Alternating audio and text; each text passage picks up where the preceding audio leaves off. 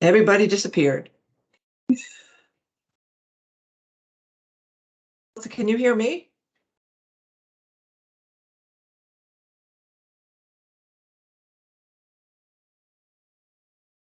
Melissa, can you hear me?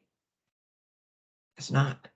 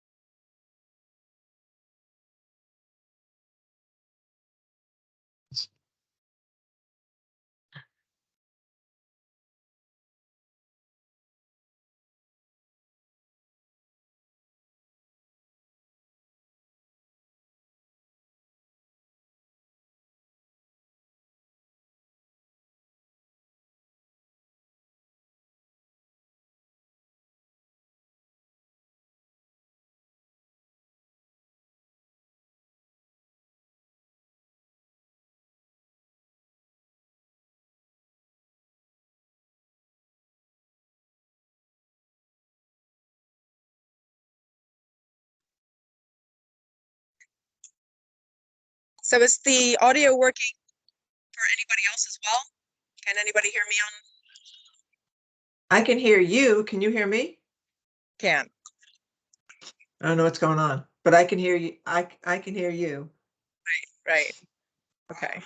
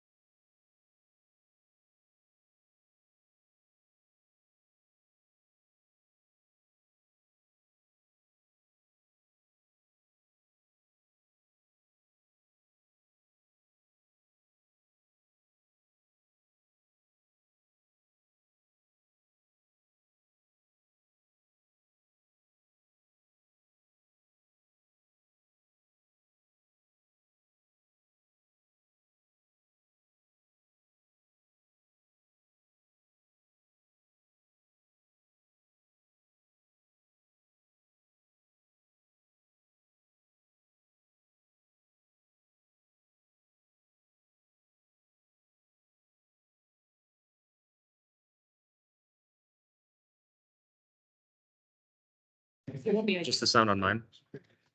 Okay. Talk to the chairs and see what they want to have to say.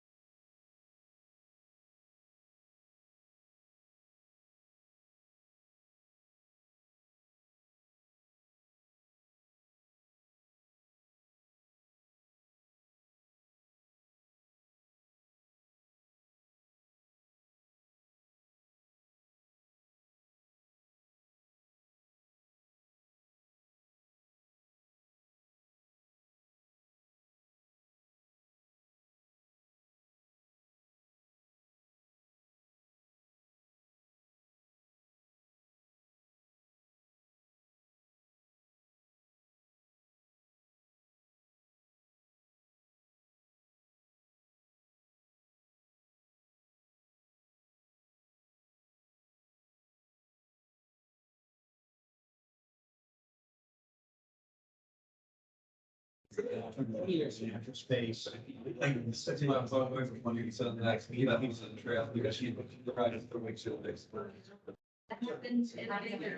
Everyone, can you hear me from my computer?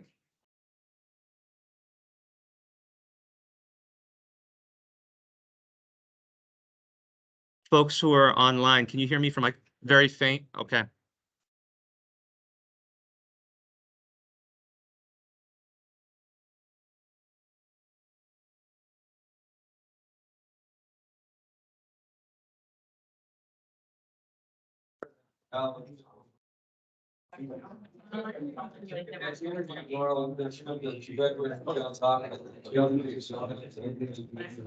Apparently they didn't think she was progressive enough. There's no. Yeah, it's no. Yeah, so she might be talking with a couple of years.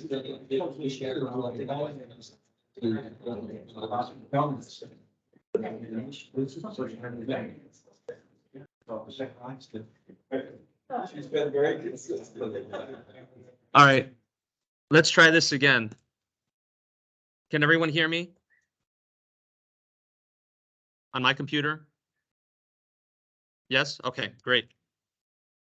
Yeah, that one's supposed to be. Okay, so sorry for the circumstances, everyone. We're having some technical difficulties related to the microphones, but we'll try to make this work with the technology that we have on hand. So if you can hear me, that's great, and we'll proceed from there.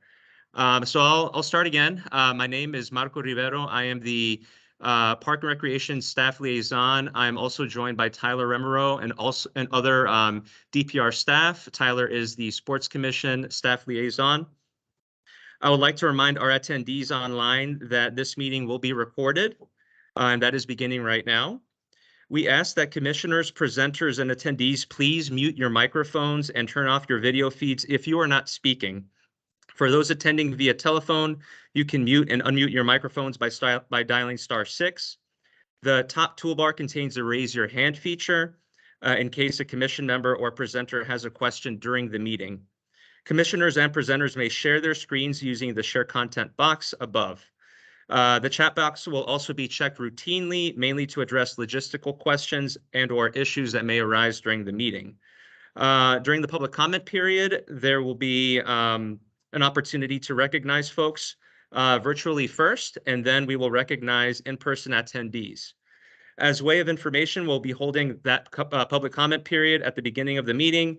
Each public commenter will have up to 3 minutes for public comment, and I will signal to the speaker once time is up. I also wanted to mention that we will be meeting up until 9 p.m. And then we will need to adjourn our meeting at that time. With that, I would like to turn it over to both the chairs of our Park and Recreation Commission and Sports Commission.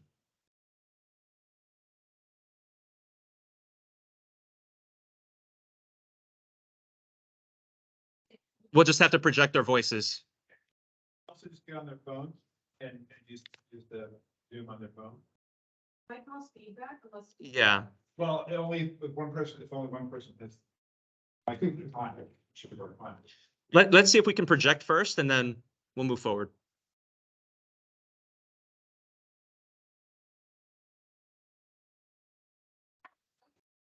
So my favorite park, it depends. If I'm walking, it's that cute little park on George, if they had paved George Mason between the streets, the two little bridges on Roy Walking.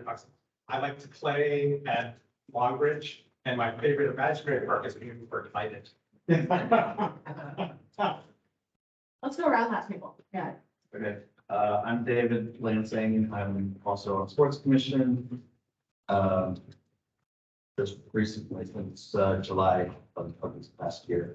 Also a member of the Arlington Girls Softball Association board for over 10 years. And I'd say my favorite park that's not softball would be Marston Park. I used to play a lot of tennis over there and enjoy like walking that area.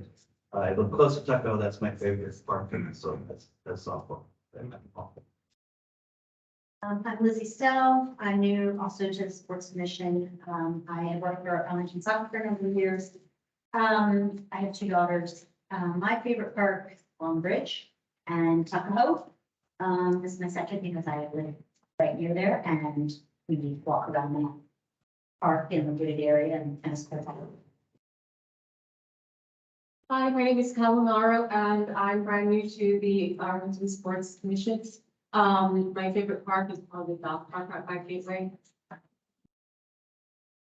And I'm Nancy Sharkey. I'm also on the Sports Commission. I was associated with the Arlington Little League as a registrar for years and years. And now my son is playing baseball for Yorktown, so that's exciting. My favorite parks are probably Ham, the school parks, because they upgraded the baseball fields and put in really spectacular batting cages, which I can still like toss to my kid if I back behind the screens, which were also provided, so thank you. But for walking, it's probably Zachary Taylor Park. It's the next, like, I think Vermont and, military, it's a nice through the neighborhood. I'm Melissa Riggio. I'm on the Parks and Recreation Commission. And my favorite public space is probably Lover Run Felt right here. I just like the nature and everything. I'm Alon Chicarelli. I'm with the Columbia Heights Civic Association. And my favorite park is whichever park my 6-year-old daughter wants to go play at the playground. Because there's a whole bunch of them. I'm Trudy Patel. I'm the chair of the Parks and Recreation Commission. And my favorite public facility is Curtis Trail right now. I'm really enjoying the interconnectedness to the Langston corridor and to Roslyn, of course, and the nature that you get out of it, but utility as well. And I'm really enjoying that these days. Gretchen Hickey, Parks and Rec Commission, and I love Long Bridge Aquatic Center. You guys want to? Mark Lincoln, Parks and Rec Commission, and I don't know the name of the park, but it's over near George Mason off of the Yorktown High School. I was thinking the park though. Is that what? The Harrison Street Playground? No, it's the one that's got the little trail that goes, there's a stream there, and Yes. I don't remember what the other park is though. We go walking there a lot. Hi, I'm Jill Barker. I'm vice chair of Parks and Rec Commission, and my favorite park as of today is Wendy Run, and I actually walked down the newly restored stairs that go down to the river, and then enjoy the National Park Service park that borders the. Adam Rasmussen, the Parks and Recreation Commission, and it's like typically my favorite park is right across the street from my house. It's a private park called Lion Park. But as far as public parks, I love the Arlington Loop. I run on that a lot, and I have lots of great memories of Park baseball. Jason Despain, I'm on the Sports Commission. I live right on 4 Mile Run Trail. It's my favorite. I'm Nelson. Sure. I'm hoping to join Park and Rec. And my favorite parks gotta be Mark Croft and all those amazing trails that are connected along 4 Mile Run as well. I'm Dave Foster on the Parks and Recreation Commission. And my favorite park is the Warriors, I think, over the park. I'm also a big fan of the amphitheater, which is unique to parks in the state of sports. Cole Gregory, Parks and Rec.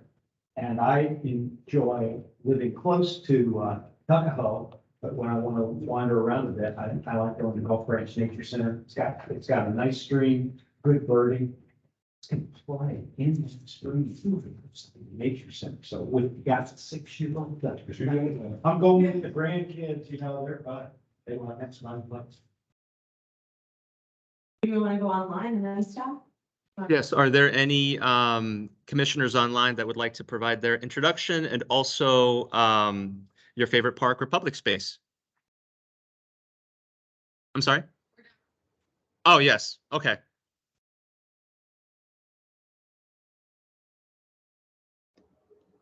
Hi, Marco. This is Sarah Barelik from the Park and Recreation Commission. Melissa, can you hear us?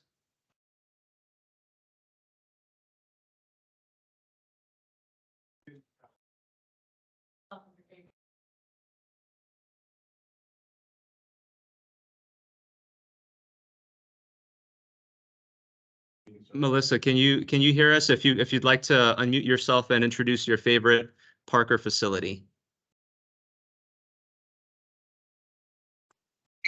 Hi, I'm Melissa Ridgely, and I really appreciate everybody telling me what their favorite park is, because what I got out of it is that people like serenity, they like peace, they like nature. I live across from the Walter Reed Park. But Okay, thank you. Yeah, Melissa? Great. Melissa, can you repeat one more time the name of the park again? I live across from Walter Reed Pickleball Center. Great. Thank you. All right, I'll just go down the list here. Jacqueline Jackson.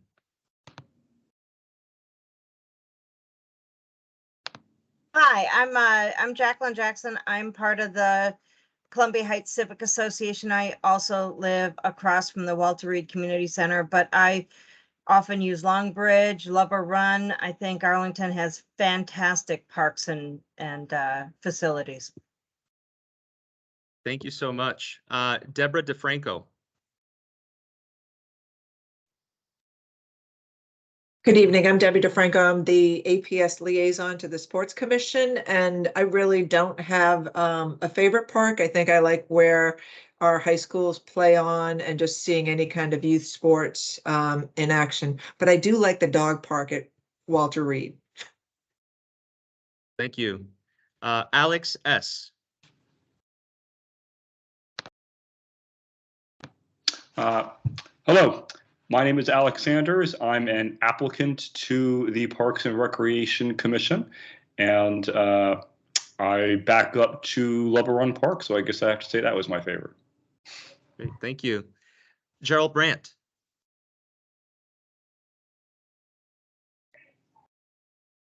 Gerald Brandt. All right, we'll move on to Nia Bagley.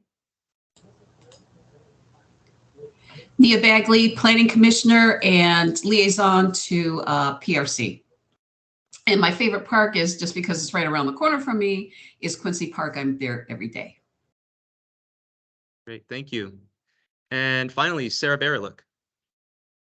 Yeah, hi, Marco. Can you hear me okay? I can, yes, thank you. Yeah, okay, thanks. Sorry, I'm having some computer difficulties tonight. I'm Sarah Bariluk with the Park and Recreation Commission, and I would say my favorite park is Rocky Run Park. I live right up the hill from that park, and I enjoy visiting it almost every day when I'm walking my dog. Great, thank you so much. And I'll kind of live and how that informs what you have access to too.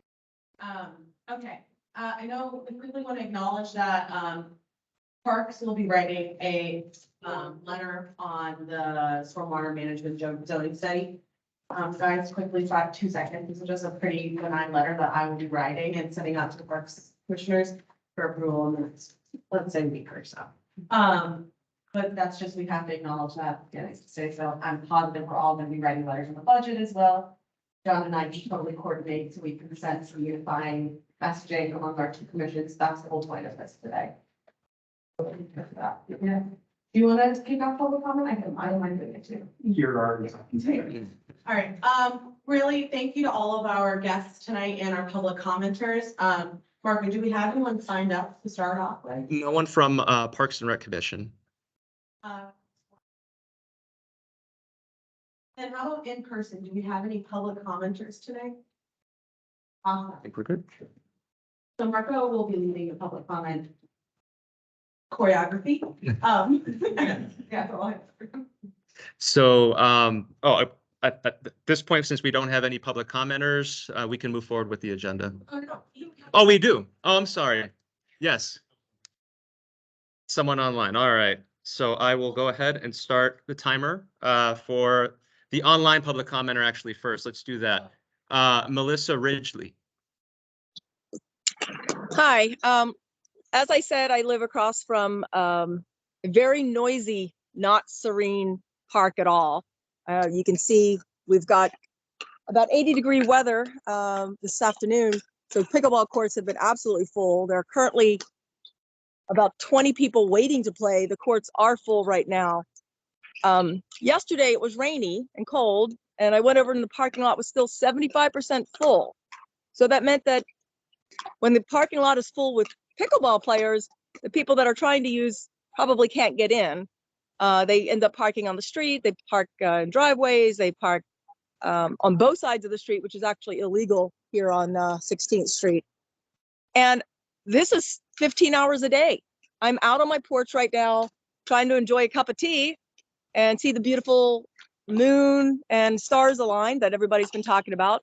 And I just can't do it. It's so loud. It's so noisy. And it's from 7 a.m. to 10 p.m. Okay, and I work, so I have to go to bed. I can't stay up later than them just to be out here to enjoy my own house. So I don't get to enjoy this. So I appreciate all the recommendations for very serene parks, and I will be checking them out. But I want everybody to experience what I experience every day, all day, 365 days a year, no holidays, no weekends off. Somebody has to do something about sound mitigation. A year and a half to 2 years from now isn't enough, and it's going to get worse as the summer comes and weather gets nicer and you increase the number of courts closer to my house. This is less than 100 feet from my house, people. It's very difficult to concentrate. I work from home often. I know my neighbors are about to have another baby. We've got newborns on the street. We've got children. And I never get peace and quiet. I'd really like somebody to make some more consideration about what's going on today and not the future project in 2025. Thank you, Melissa. Comments, and I hope you stay for our later discussion items on this topic in more detail along our question. All right, and then our second public comment. I believe no one else online, I believe. Is there anyone else online who would like to comment?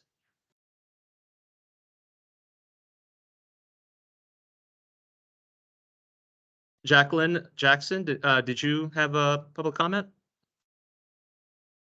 Yeah, I do have a public comment. Okay. I also live across from the Walter Reed Community Center, and I am a pickleball player. And so I understand the need. It's a great sport. Everybody wants to do it. There's a lot of demand. You guys at Level Run, that's another good place for pickleball. But the county and the Department of Parks and Rec must start doing their due diligence on the impact to the neighborhoods when they come up with ideas like clusters. I mean, it just makes no sense to put, right now we have 9 of the 19 pickleball courts here at Walter Reed, and they want to change 6 to another 9, and DPR is telling us it's a done deal. And we're beside ourselves. We've got to come up with a way to meet the demands of the community, but also have respect for the residents. And I'll end my comment with that. Thank you very much for your comment. Thank you, John. Anyone else online for public comment? Hearing none, we'll move on to in-person public comment. As with the two speakers who were just on, we're all members of the Columbia Heights Civic Association.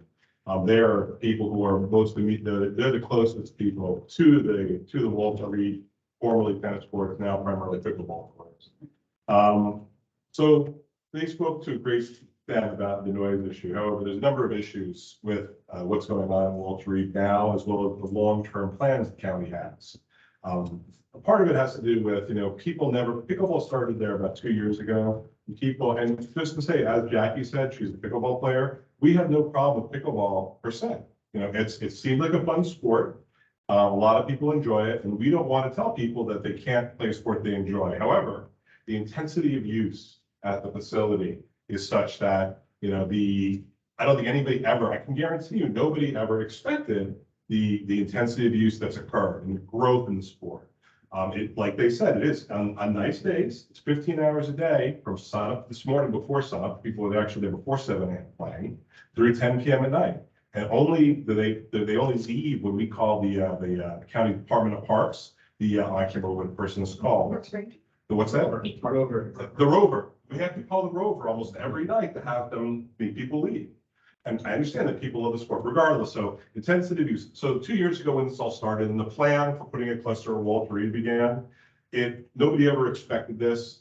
And then unfortunately, as a result, the plans, even as they stand today, with all the intended use at Walter Reed, will not meet the demand for pickleball that's being indicated by the pickleball community. The folks in the pickleball community are asking for 50+ courts in the county, okay? Right now, you've got 9 of 19 at Walter Reed.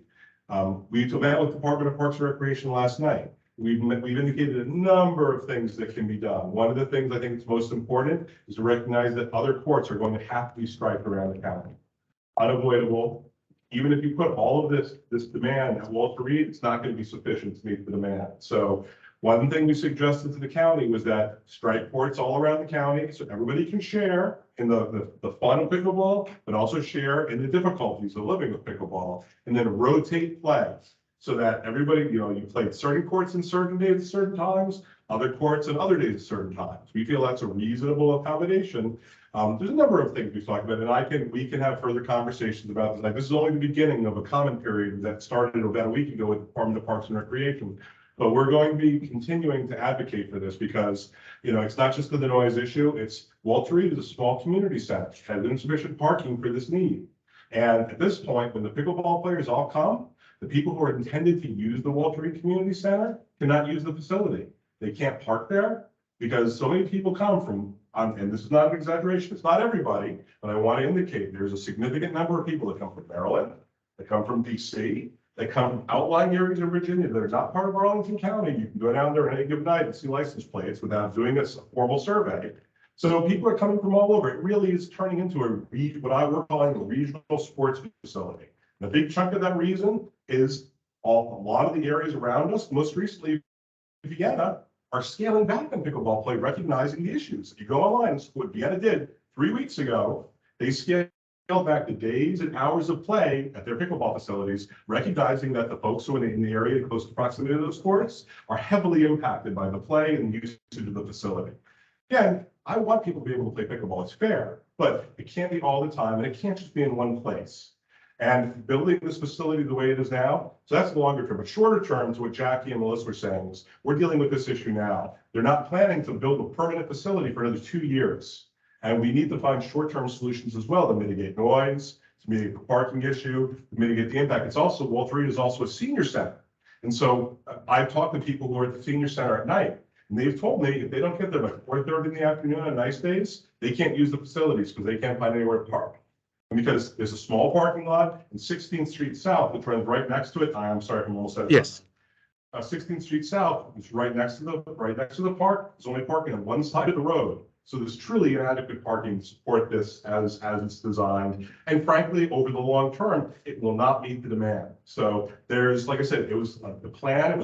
People tried to figure things out 2 years ago. Those plans are going to fall short, and they're going to put an unfair and inequitable amount of impact on the people who are supposed to live in the neighborhood and who are also users of the community center. Last thing I'll say is that also the entire engagement process has been heavily slanted towards the pickleball community. They had the people in the neighborhood, our Community Heights Civic Association. We spent a lot of time leading up to the meeting on February 16th. We knocked on probably 400 or 500 doors. Nobody knew anything about the plans. The pickleball community was heavily engaged, but the neighbors and users of the Walter Reed facility, until we knocked on those doors and told people what was happening, so we could try to get people engaged. People within the neighborhood had no knowledge of this. So, and this is another thing we talked with DPR about last night. They need to really fix their engagement situation, their engagement process, because it's really been slanted to one side. Thank you for your time. Sorry if I went over. Thank you.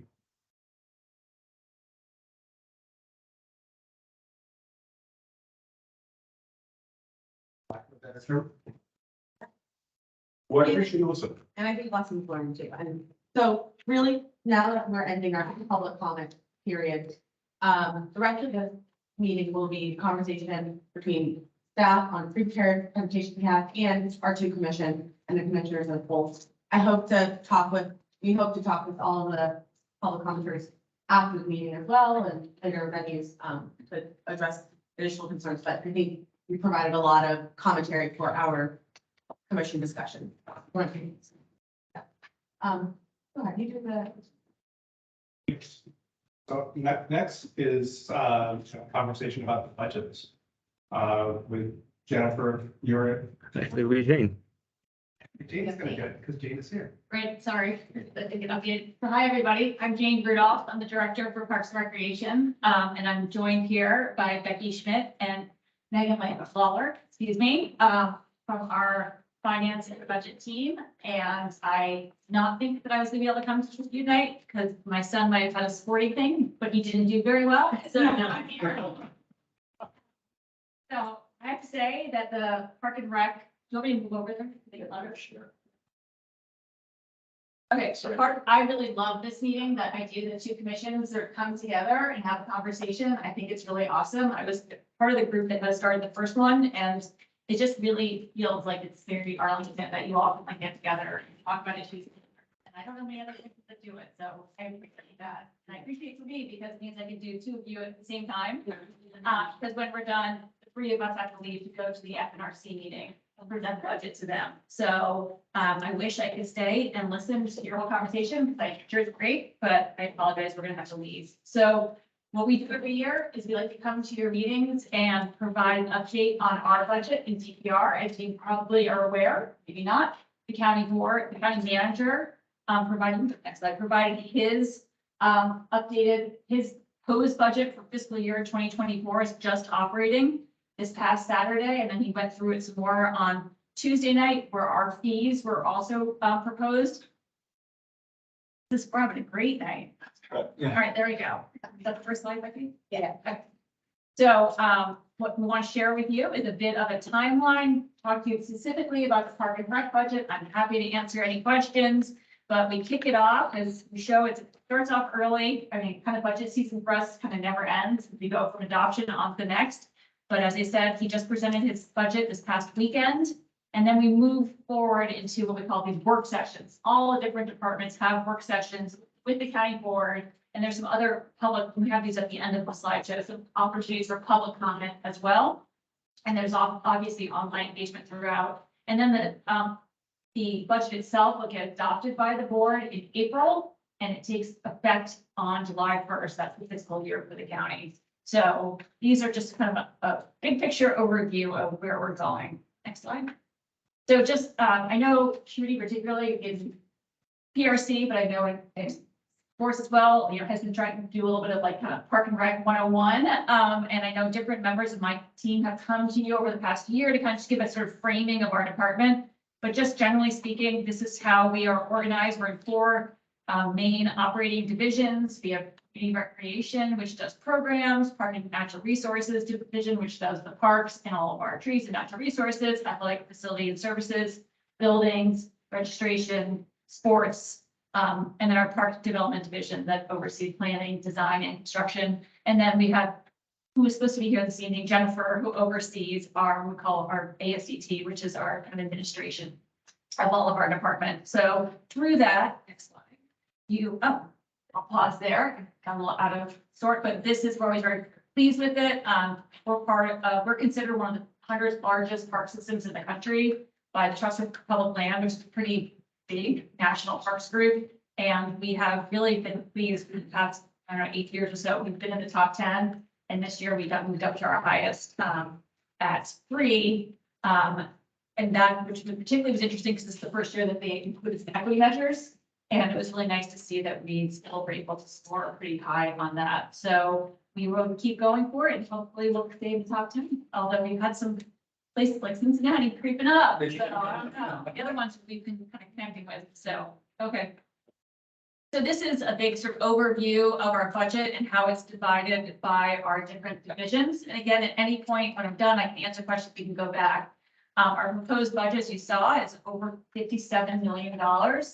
And that is an increase of about 7%.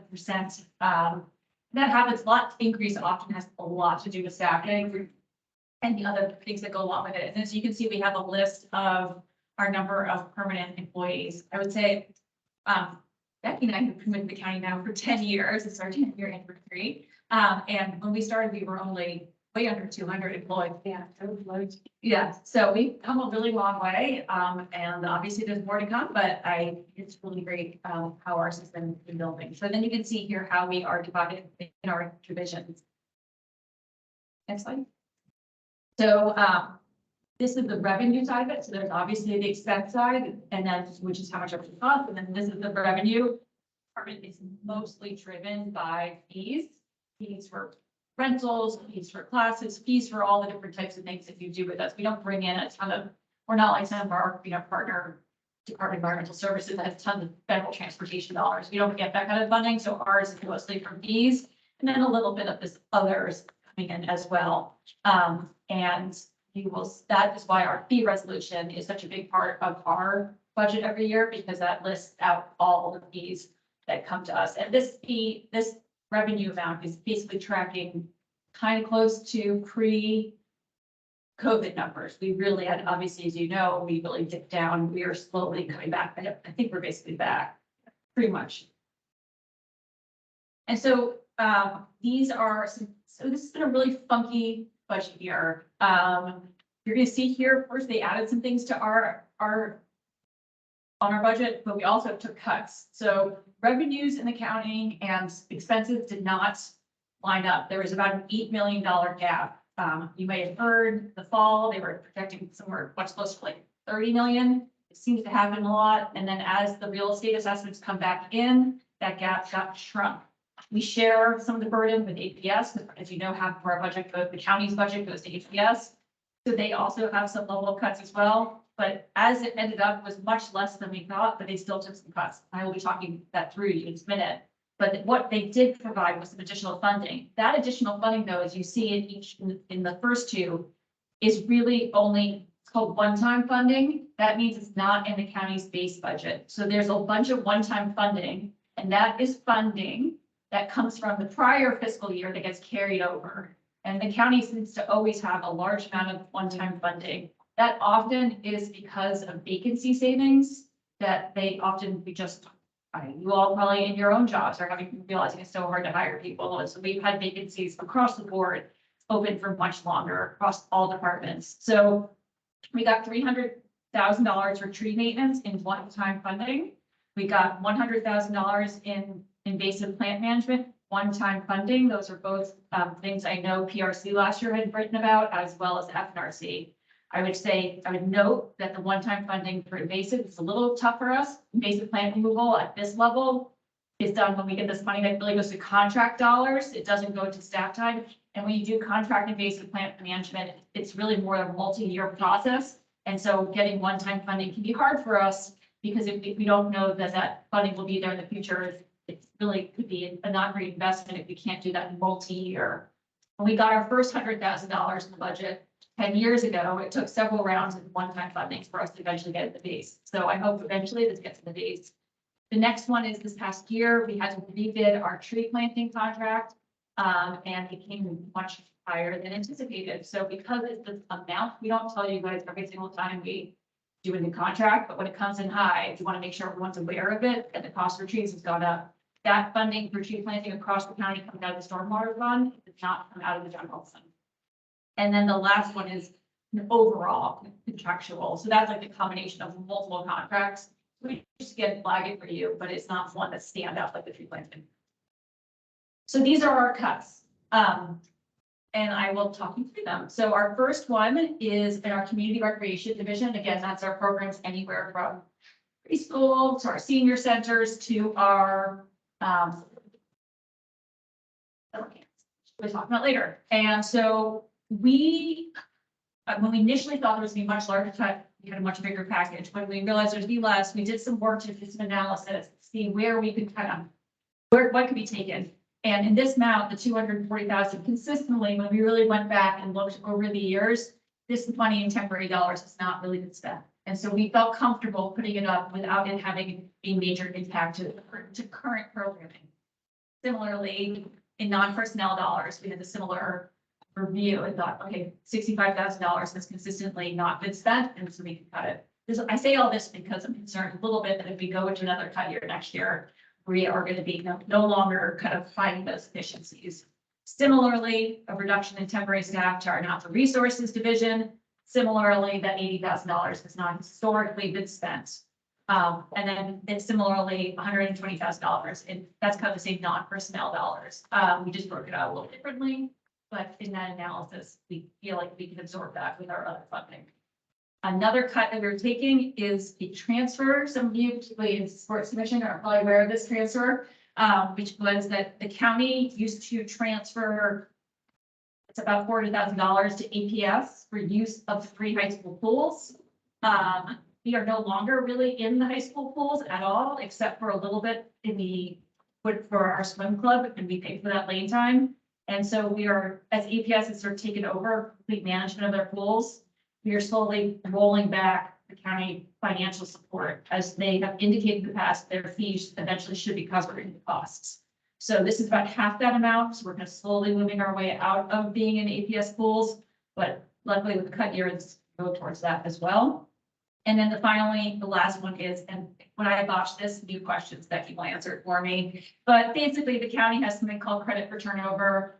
It's amount that basically we have, we expect that when we have a vacancy, it takes several months to fill that vacancy. And so there's a pot of money in every fiscal year where that salary and fringe and all those things are not being spent.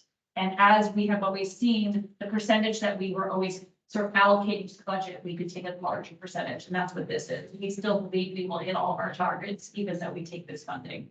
So that is a kind of a budget trick to some extent, but it is real money. It's the money that we're getting from savings from vacancies. Did I get it, Becky? Great job. Okay. You asked me to do like 5 years, and I couldn't do it. The other area, and this is not my, so you'll see later on, there's 2 different sides of GPR. Right? I do my operating budget presentation, but later on in April, there's a second work session that has to do with the PAYGO, the capital budget that goes every year. My colleague Eric Beach gives that presentation. He's our head of parkland development. And so we just want to make sure you also, because it is part of DPR's budget, we're aware of the projects that are moving forward in this coming fiscal year. Some of these are capitally funded. These are like some of these are bond funded, but some of them will also be discussed in the PAYGO work session in April. So we wanted you just to kind of see everything that we anticipate happening in FY 2024, both for the PAYGO side and from the bond side, as last year was the CIP year. Just because I think these are important projects for you to see and see how much is actually happening in Arlington. I can tell you, for example, like. Here's 2 questions, but Kentmore is next year? Yes. So Williamsburg is just, it's just the church replacement, correct? Williamsburg is the church replacement, sorry. We can believe it, it's been 8 years. And is that, is there any reconfiguration happening? No. It's just because that was the big light, like the way the fields were laid out, we couldn't light them, in their current layout. That we can't light them. Oh, we can't light them. We do not have a zoning for the lab, like, for field yet, but we have the plan to be able to do it. We hope potentially by the next replacement, that we will have guidance that has what changed, and you're working with the department of community planning to work on zoning changes, and hopefully that may be coming next 2 years. It's on the agenda. It's on the agenda. I'm happy to answer any questions about it before I go. So these are all the projects. Next slide. So this is, and then I'm happy to go back and answer any questions. So this is sort of the dates, right? So I have my work session with the board on March 16th. There are 2 public hearings. One's like listed as like a tax hearing, one's listed as like the non-tax hearing, but you can go to either. So you can go to these hearings and speak to the board. You get like 3 minutes to do yours. The PAYGO session, I think it's April 12th. I don't know, I didn't make it on here. Everything is on those 3 links, and you guys will get copies of this PowerPoint, so you can just link to everything. I'm sure it'll go here at respective websites. So this is where it's all going, but April 12th is where things are, is when things get adopted. So that is sort of the nitty gritty of the budget and our budget. Again, I'm happy to answer any questions or do any clarifying about any of the things that you saw there. So just let me know. Awesome. Thank you so much for today's presentation. And that was very quick. I think we can be just as efficient with our timing on the questions as well. I'll start off. I'm really pleased by what I'm seeing in the budget this year, and I don't have any like super surprises. I did actually look at it. Parks and Rec, we will be writing a letter for this we will aim to get out before the March 28th public comment, which is also the day of our next Parks and Rec meeting. And so we'll do this completely over email. So think about, let's all discuss our points and let's think about some of these main things we want to write in the letter. And I'll send out an email, obviously asking for volunteers on that. Yes. I just had a question about, in the presentation, there was the funding for natural resilience. Yes. Which was a new thing that we were pretty excited about. We still are excited about.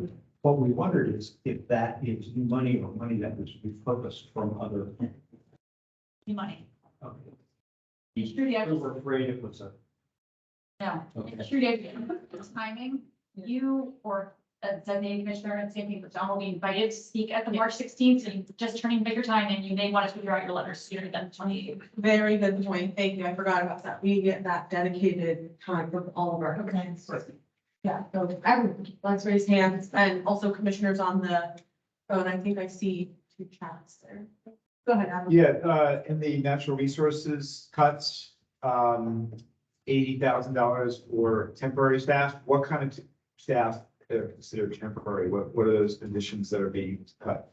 Well, so again, it's dollars, not temporary money. Temporary money isn't always so much about specific staff lines. It's often about sort of like money that you can put towards staff, temporary staff. So as I've noted, it's staff. So we have temporary staff in Parks and Natural Resources. We have staff that we hire often from like April to November that come in and help do like trash, help support different crews. We've got temporary rangers that we have. We have a whole bunch of kind of temporary staff in nature centers. This 80,000 just historically has never been spent. So it's not really coming out of like bits and pieces are coming out from all different units. So it is not, say, for example, just from athletic field or just from the landscape crew. It's kind of unspent money. So you're not expected to actually cut No. that support. It's just. Okay. It's not, we do not see in both places that the public would see any material change to programs or services because of this cut. Including there's no increase in the nature center staffing, obviously. There is not, so I know that that was both again, a PRC and an FNRC request last year, and there was no increase to the nature center staff. Other questions from commissioners on the budget? So I have a fee question. The turf fee, the user fee for rectangular diamond field, is that it stay the same, go up? Stay the same. So cover the field fund. The field fund. Yeah. That was Are the. you guys talking about That was this? the.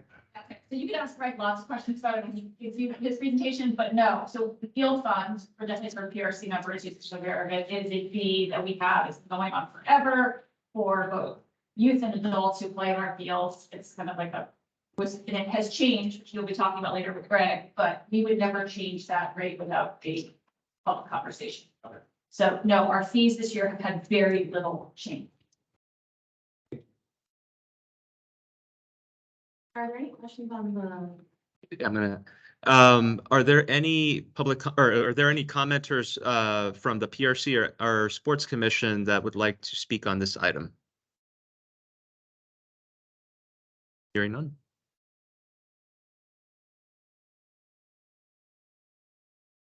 What was your meeting? Yeah, we always feel really blessed when we get to see you. Jane. Oh, I'm happy to come. Thanks. Thank you. And the efficiency or 1 minute or 1 minute off. Yeah, great. I know you've been asking it out of here at 9, and so we got, I'm 8 like, so. Yeah, we forgot about that. On that front. Should I go ahead and introduce the next? All right, so the next topic we have is the field fund and rectangular field. So I'm going to turn it over to Greg. Hey everyone, so thanks for having me. My name is Greg Ansling. I'm the manager of sports leagues and field management for the Department of Parks and Recreation.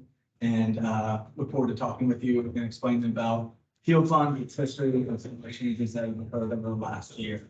So just as a background, Field Fund was established as part of FY 2011. And it adopted a player fee. So it was an $8 resident, $20 non-resident fee that would be intended for athletic field maintenance, capital projects, and scholarships. Eventually, the scholarships went away because at that same timing, we implemented a fee reduction, our fee reduction policy, and so that overtook it. So it's gone for field enhancements and capital improvements. And then in FY 2014, it was expanded to add an additional fee of $100 per team for adult fees. And it's remained since 2014, it's remained at that same point, in that same price range of $8 for residents, $20 for non-residents and youth, and $100 for adults, adult teams. Also in 2014. Is the $100 in addition to the player fee? That's no, it's they don't have a player fee, they just pay a $100 team fee for adults for charge.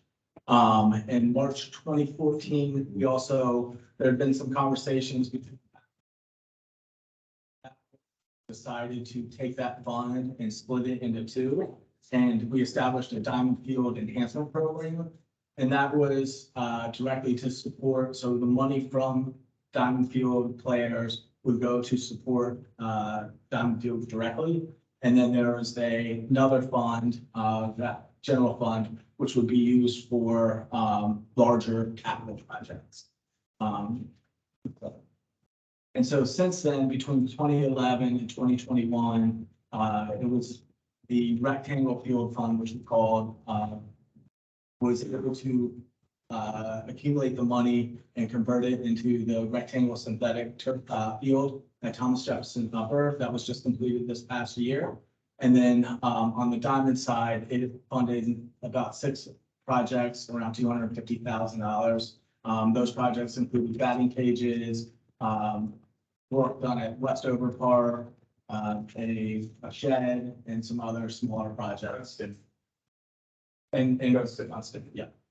And so this is where we currently are in our field fund. It is, as you can see, this is going back from 2018 that these collected. And then we have our total expenses, which were about 1.3 million over the 10-year period. And now we have 810,000 still sitting in our fund to be used for projects. And then this past year, or fall 2020, the sports commission, the chair at that time, had formed a field fund working group because we had not evaluated the fees in such a long period, to look at it, evaluate the level and use of the existing field fund, benchmark, and then make recommendations. And so they came up with ultimately 5 recommendations that were adopted as part of the FY 23 budget this past year, was approved by the county board. Next slide. And so the five items were, they updated the fee structure. And so we changed the fee from $8 to $10. And then let me back up. We added a couple separate categories. It didn't matter if you were 8 years old or 16 years old, it was all the same fee.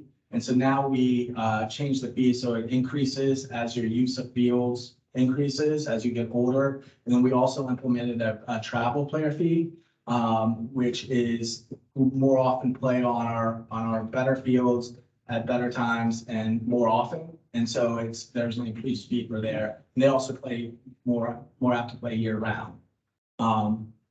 With that, in addition to those changes to the fees, we eliminated the existing Diamond Field Fund and the Diamond Field Fund Committee to go back to one account so that it could be, and that money now is going through, we were able to fund 2 new permanent full-time athletic field maintenance staff, and that they have been hired as of this fall, or as of this past fall and winter.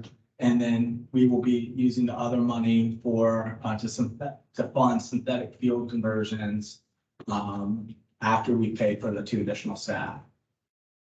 We also identified to use the public spaces master plan to identify what fields can be converted, and that, using the fund towards a project that would support, multi-use fields.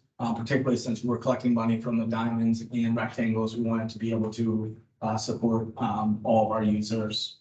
And then we will brief, which is going tonight, annually the sports commission about the field fund revenue. How it's being used.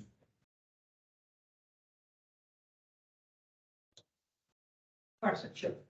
First, I'm like a spreadsheet person, so I'm wondering if there's a way to get the breakdown of revenues by league and by age from last year to this year to see what the impact actually has been. Because it would be helpful to see like what's the impact on travel players or 9-year-olds versus 8-year-olds, or it might also be helpful to see if families are paying multiple teams, and you know, if some families are just proportionally paying. So that would be one if we get the data. The second question would be the PSNP was mentioned here. I don't think the PSNP IEC has been since October. And I'm just wondering when that group is going to meet again, because if we're charging families more to play on the fields and the whole field utilization study, there was a public comment period last fall-ish, and then it fell off from that. And I'm wondering when that's going to happen again, so we can explain to parents, like, yeah, you're paying 2, 3, 4 times more than you used to pay to use the field, but this is what we're doing. So first question, yes, to the data. The data is obviously, you know, we just started collecting it. The fall was the first time we've had the season under this new model. So we've got to get through the spring season before then we'll have that data to be able to really share, and give a full picture, because you only pay the travel fee once per year. So while soccer may pay in the fall, lacrosse that plays in the spring is paying in the spring. So we don't really understand how much money we collected until we get through a full year. I have it up here on the second item. Irina, and Jane are, right, it's the staff. I'm the chair on the SEC. And she just emailed me saying April for the next one. We switched our payments to every 6 months for their sake, so that we had like enough updates to guarantee meeting. What I'm hoping for this time is we're having it mid-April. She's looking at the 9th plan. I would like to have the deck out of their update slides. We traditionally have been giving them like the day before or 2 days before. Since we're waiting 6 months, let's try and get it like 2 weeks before, so we can pour over questions like this. Additionally, I'd love to get that by age, maybe by gender as well, data, so that we can get some information about, are our assertions correct? Does the need to increase the fee titrate with your usage based on your age, or is it perhaps other factors like the sport you play and things like that, right? So what's most popular in this area? I don't know. And so I'd love to get into that. Yeah, so we can talk about that later if you want to email me too, but I'm looking forward to that update for parks reasons, but let's make sure that that's on the agenda too. Yeah, because I'm just wondering when, I know that there was supposed to be a second public feedback on the field utilization stuff. There still will, yeah. But that was supposed to happen like in February, and now it's February. Please remind me if we don't add it to the agenda. Yeah. Yeah, but April is what Armina said. We'll go to that and try and get something early April. So you're going to check. Anyone else want to talk? Yes. Yeah, I have a few questions. I'll try to keep them short. First, you had mentioned that the Diamond Field Committee and Fund had been dissolved. I guess I'm sure the words you actually used. So that money that was remaining in that there is, what's happening with it again? Where is that? I guess it's being combined with what's left from the rectangle field fund. And what is that? How is the disposition of that funding going to be decided, determined? So Good question. So there's kind of, it is going into one single fund now, and it would go towards, ultimately towards a multi-use athletic field, that, a major project. But there is still, per se, a little flexibility, to be able to fund smaller projects as well that are more major. Okay, and, but who's gonna decide exactly So, with it? Parks and Recreation, but we would, we report back to the school commission and share, and we would go, and we would also make sure it's something that the leagues would want. And, we met with the leagues multiple times during the process as we evaluated the field fund, and that would be something that we would continue. Okay, so commitment that there will be some reach out to the user groups to determine that, okay. Because that was collected under the expectation that it would be, that there would be input from the user groups. So I'm glad to hear that will continue. Second question is, what is the specific staff that you hired in maintenance because of the field fund? What was the staff that was hired? So there was a team lead that was hired, and that is allowing us to develop in another staff member. I don't know the special title of it, but the team leader. And so now we can create a group, a team that is focusing on the synthetic fields. And that's something that has fallen behind over many years of not being able to regularly groom. Not that we can maintain them, but to a higher level, not that we would necessarily to increase the playability of the fields is what it ultimately does, the synthetic fields. And then it also takes away, instead of having to pull staff away directly from working on a diamond or a grass rectangle field, take them away to go do maintenance. You now have this dedicated staff that is working on all the synthetic fields consistently. So hopefully, we'll see less tears or areas and be able to more quickly respond to that. So when you say it's play, I can add a little bit to that. The other added bonus to that is if you maintain these synthetic turf fields better, they'll get a longer life. Like Williamsburg, we're talking 8-year replacement, but with better maintenance, you get an additional, my understanding is that you can get closer to 10 if you maintain the property. Yeah, I think, we have several fields that make it towards 10 years. We go out of warranty after 8. So the warranty is 8. And so that's really where it starts not becoming where you need to really start looking at replacing it. But it does, instead of having, it also is a better quality at years 8 and 9, to where you're not having, holes and really pushing it, or pushing the, padding and all that comes with it. I think that gives us enough time for like material science to get better and our perceptions of synthetic fields to develop further, which I, yeah. Okay. okay. Yeah, I mean, I understand the argument that maybe lengthen the fields. I'm not sure if that's proven yet. I mean, that's but certainly, and by playability, what do you mean by playability? Because we don't close the synthetic fields to the rain. So when do we ever close any synthetic fields? Divots and strange things do happen to these fields. I don't know how they happen, but on occasion, there'll be a hole developed in the dirt and and we'll have to call you guys like, oh my gosh, like the back to the middle last play because there's weird holes all of a sudden. And so I think, I don't know enough about the technology about why that happens, but. Right. You'll be surprised just even in the grooming where it's got a magnetic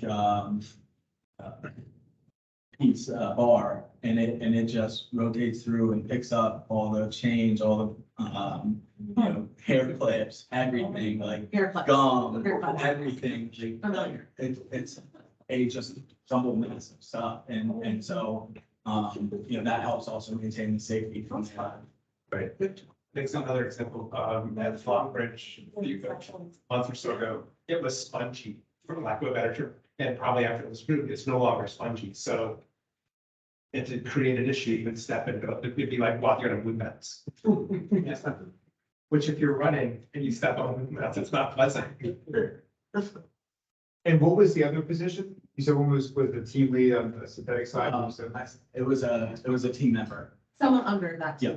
certainly. So it's like a supervisor and then employee of that supervisor. And both work on it.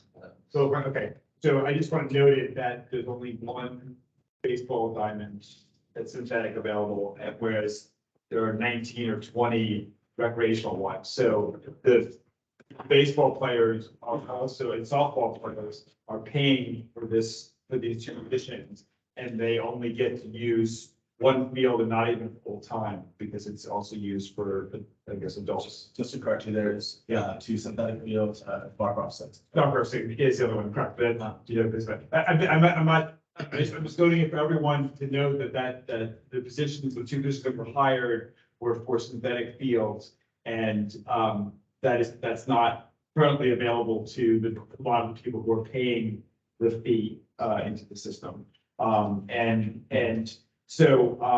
So my other question had to do with what services should we be expecting because of the field fund increases? But it sounds to me like we shouldn't expect any additional services, just that the synthetic field will be better maintained when they happen. That it's going to, as I mentioned before, it's going to free up, if now you were not taking away, before you just had one group of people that did diamonds and or synthetics and natural grass. And so whenever they went to go do synthetics, now they want to be able to do natural grass. So by the addition of those additional staff, also helping the natural grass fields as well, and to where we can focus more, the groups that are responsible for the natural grass can only focus on natural grass. So you do have like having an increase of 2 staff there. Okay, all right. And then my last question has to do with what is I know you don't have the sig on the actual review, but what is the department determined to the projected revenue from the field fund, the new field fund? What is the projected revenue? Correct. I don't have that with me. I could take a look. Okay, great. Thank you. Questions, anyone else? Yeah, go for it. All right, so the majority of the rectangular fund was used to do the PJ upper conversion from after the rest of the balance of those funds. You have the percentages of which part of the account the contributors went into that. No, so we collect, as you can see, starting in FY20, we moved it to where we only collect a diamond and a rectangle fee and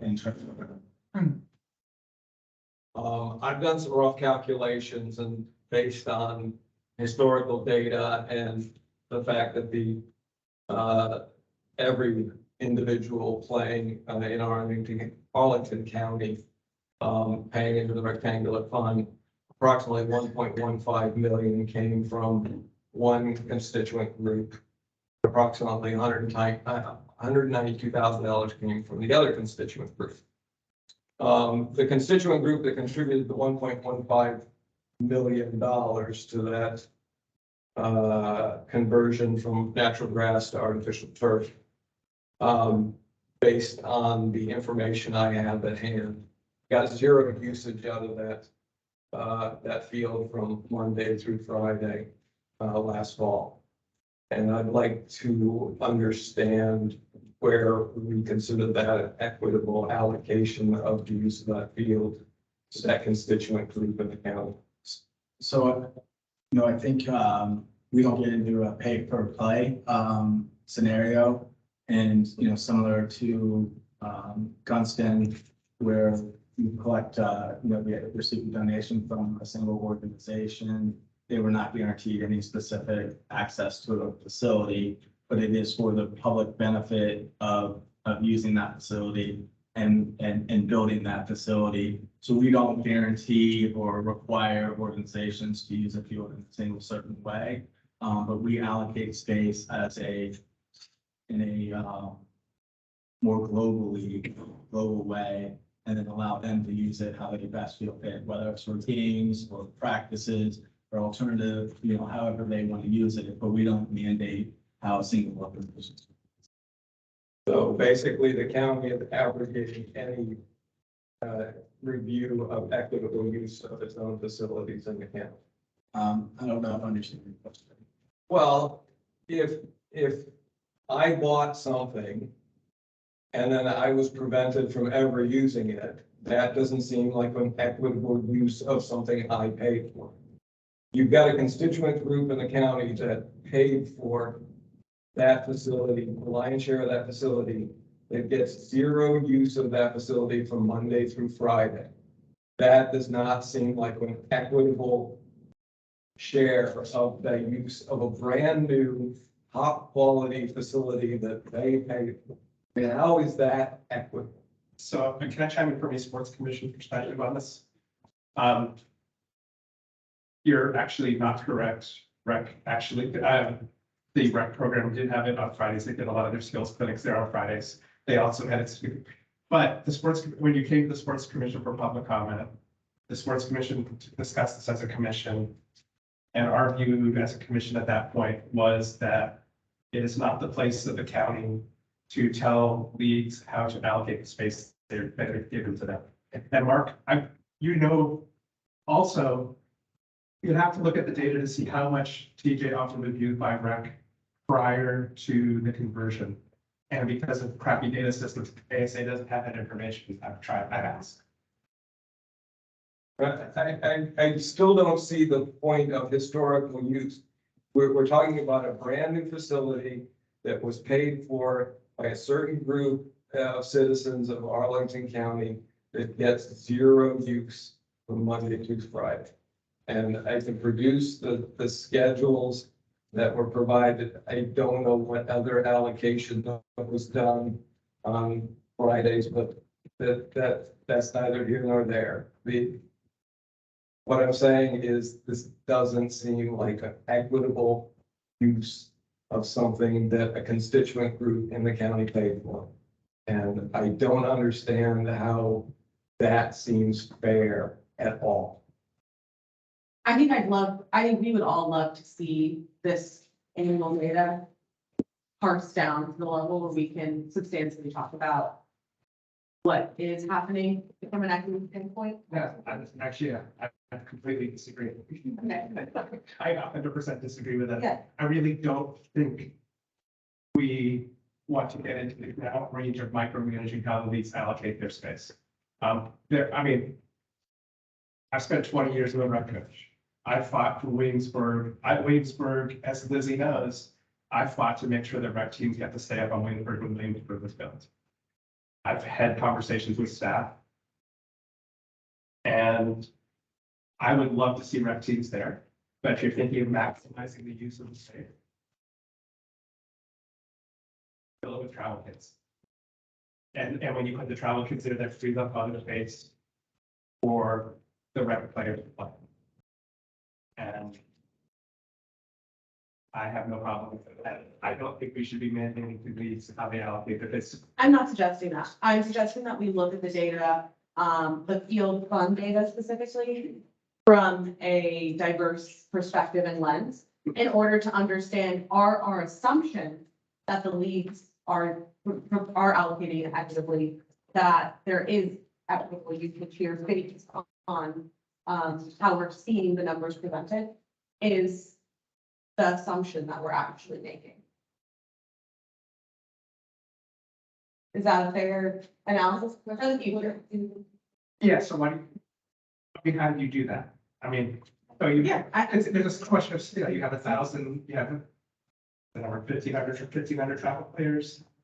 And 6,000 rec kids multiplied by 2. Yeah. So, but you can't say, but what do you do with that? What do you do? Does that mean you have to allocate the space that way?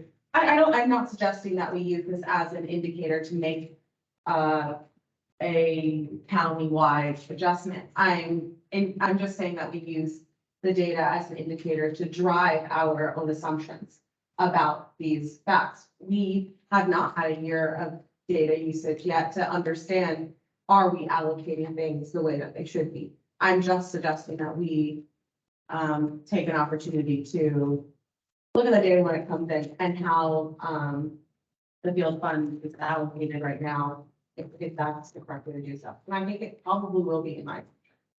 Yeah. That's fair. Like, I'd love to see a follow-up presentation when that 1 year goes over. Yeah. Yeah, that'd be great. Anything else for discussion on this topic? Yes. Are there any commissioners online that would like to make a comment on this particular discussion? And also just for future reference, just so that everyone that's joining online with the folks here in this room, if you are speaking in this room, just please acknowledge who you are, and then that way we can we know who's speaking.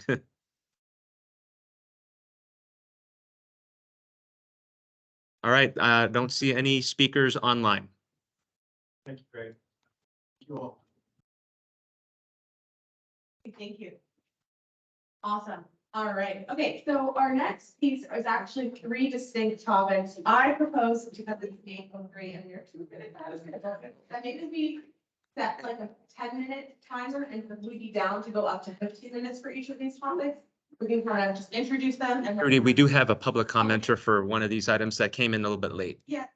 If Kelly's okay with it, would it be okay if we waited for that item to bring her in? Oh, sure. So we have one public commenter on the paper registration topics. But maybe just to start off, we wanted to generally talk about ball recycling program and maybe Melissa, if you'd be down to it, do you want to summarize what we got from our public commenter a couple meetings ago? Yes. So for people online, this is Wells Ridgeo Parks and Recreation Commission. Our public commenter had commented that they live near Quincy Park and have often noticed, as I have personally, tennis balls kind of everywhere. They're starting to get into if you know Quincy, there's like a little stream that goes into, I believe, probably stormwater management area. There's frequently tennis balls there. And in other areas of Arlington, we'll just see tennis balls. I know Boston Pond is not having tennis balls there too, based on the apartments there. And we looked into, they had looked into ball recycling programs. So I looked into it as well. There seem to be, based on certain ball manufacturers, they have programs that you can either purchase a container, put the balls in, and then it'll be mailed to the facility to be recycled. We did look into pickleball recycling as well, because I think looking a popular sport is, and it's a little harder, we think, so that I can go to separately. But although with golf balls, tennis ball, indoor golf, tennis, baseball, there's spin balls. However, it does cost money to this program. So the discussion came up of, would this be a county burden? Would this be a fee-based burden for the people who are playing based on regulations? As well as maybe environmental services might need to get involved if it's recycling. So that was kind of the discussion, an open question of how can Arlington. But this was like a very novel topic brought to us, to our commission, and one that we had not considered, and kind of what's the impetus for this meeting? Like, has this been a topic that Sports Commission has ever had to encounter or been brought to and have a perspective on or explored at all? What do you guys think about it? It's never something we've ever discussed about, but it's a thing. Yeah, I know, yeah. I mean, what do you do with that? What do you do with a tennis soccer ball like that? Right. They're reached to the point they don't hold air. And so what Melissa's alluding to is like, there are these companies that you can buy a box, and it sounds crazy. You buy a box, you make a box, and then you personally fill it up, and then you mail it back for free of postage situation. Well, like, that's on an individual basis, obviously. I think it'd be awesome if we could take this idea and charge it with staff and think about, and I don't really know how we do that, but I think it's a good idea. And I wonder if yes, that'd be a good pilot for this, because they already have structures about doing other things, marketing sport. I think it would just like, I'm not kidding, I'm sorry, eighth graders. Maybe have their box. Or is it like maintenance people? Yeah, or something, an idea for something. Who would be the right person to do ask the box, little box, get this program? I think the sports, this is John Vegas, chair of the sports commission, so I get to say this. I think this is something the sports commission will take under advisement. And amazing. Actually, we reach out with you when you work out, so you turned on some of the legwork already. Yeah, that's great. Okay. And I think it would be even cooler if we could somehow connect this to like a larger recycling effort, right? Like maybe we start off with participating in the box program, but then we become a tennis ball recycling pipeline to AWL, for our surrounding communities. How cool would that be? I don't know. Think about that. So, cool, thanks. Yeah, it's awesome. Anyone else want to talk about ball recycling now? I love that. I just think it's so, I mean, and the county is supposed to be working on a zero waste. Zero waste, yeah. Plan. And so to get to zero waste, you're gonna have to do a lot of recycling. Recycling, single stream recycling has been just a disaster. I mean, that's what we've seen in the glass. It just doesn't work. So I think the idea of parsing out in, into different recycling bins is gonna get more, you're gonna get more and more bins. And so the more that we can indicate to the, Department of Environmental Services that both our commissions are on board with that, I think that's gonna force them to really look at it and it would help them to understand that the community support is there. And when John and I previously talked about the agenda item, he was like, yeah, why wouldn't we do it for like soccer balls and footballs and that? I don't have any idea about demand. I don't have any idea. Business incentives of like, is that a problem, right? Like, so I think that's just something we need to learn between our. Yeah. Yeah. I have a friend who's, this is talking this again. I have a friend who owns a soccer team, that's how many seconds, which we just for free. They're like, so what do you guys do with this? Yeah. Well, I mean, Pacers take centuries back, Right. That's another niche and another recycling event. The only tennis ball recycling I know that I've figured out is two chocolate, like dog. That's the only thing I know, and that's not efficient, and that's. No, well, it's great. And they also, these ones that get chewed enough that dogs use Not up that them, ball. and they're still a ball, like, Yeah. yeah. And then I think they also fit tennis ball, again, not a sports person, but like, only a certain number of rounds or games or. So as opposed to a soccer ball, I think you guys have this. And Well, they die too, but, But we even discussed at this last meeting about the impact of having this box at a tennis tournament would be amazing, like piloting it at like a micro situation where maybe we could do that data collection, even if it doesn't exist or we don't feel good about what we know about the market or whatever. That would even be super impactful in itself, but. Yeah, cool, okay. From sports coaching. So we should definitely explore like where are the best places, like how we could come up with the right targeted audience for like think about if it was. I'm not sure that the tournament might be the best because it would probably draw, these are all new balls that were open for a tournament versus rec play, rec league situations. There'd be a lot more people who had balls that were used for multiple games or used like from the previous time they were out, and eventually they said, oh, these are getting older, I probably just going to throw them in the trash. Yeah, we should explore this. Okay, anyone else want to comment on ball recycling? We have 3 minutes. Are there any commenters online from the commissions that would like to speak on the ball recycling programs? So Deborah DeFranco says schools recycle tennis balls by placing them on the end of chair legs in classrooms with special needs. I think the point would be, yeah, give it to single source for that reuse program. What about old pickleballs? Yeah. I'm sure there are a lot of them. Yeah. Okay, great, thank you guys. Okay, so just kick off our next one.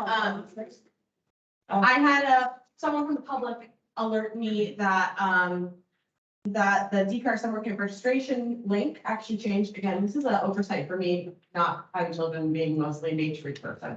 And I did not realize it was changed. And frankly, I'm going to say it in public, I think that it's historically a trend of certain changes we're seeing happening within DPR specifically. I've heard this more than staff, that problem with other commissions too, of changes that are happening that I think would be so important to directly get feedback from the commissions on that we had no idea about until the change happened.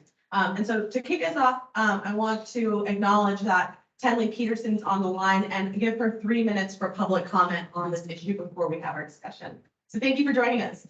Thank you so much. Can you all hear me? Yes.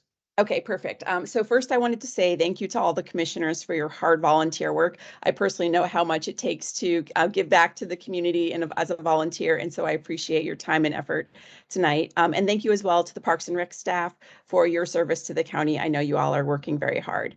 I'd like to share my thoughts and questions about the new summer camp registration plan. I'm worried about the recent changes to camps registration, starting registration 5 weeks later at the end of March and breaking it into 2 periods separated by a week. I understand that the changes have been introduced to solve the registration problems of past years. So I appreciate you guys for thinking creatively and trying to solve these problems. However, it seems like the county is trying to solve past technical problems with summer camp registration by making it logistically more difficult to register, therein lowering demand. As a mother to 3 kids, it is very difficult to find childcare over the summer. Parents have to make complicated spreadsheets to organize childcare for the 10 weeks our kids are out of school. For each week, we usually need to find multiple options like plan A, plan B, plan C, since we know our first choice camps are often going to fill up. It's a very complicated puzzle that takes hours and hours to figure out. Most camps in the area start registration in January and February. Arlington used to operate in this time period. Having all the area registrations happen around the same time makes the logistics of signing up slightly easier when we have our master spreadsheets. But with Parks and Rec's registration now being 5 weeks later and spread out over 2 registration periods, it becomes very hard for parents to include Arlington camps into their master spreadsheets.